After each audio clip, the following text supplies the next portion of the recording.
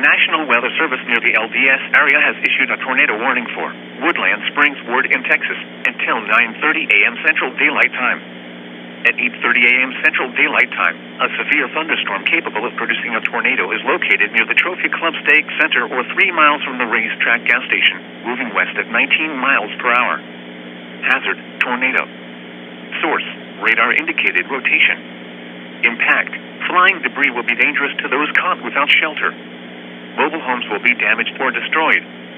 Damage to roofs, vehicles, and windows will occur. Tree damage is likely. Locations impacted include Woodland Springs Ward, Keller 3rd Ward, Justin Ward, Timber Creek Ward, and Saratoga Ward. Take cover now. Move into an interior on the lowest floor of the building. Avoid windows. Do not wait to see or hear a tornado. Take cover now.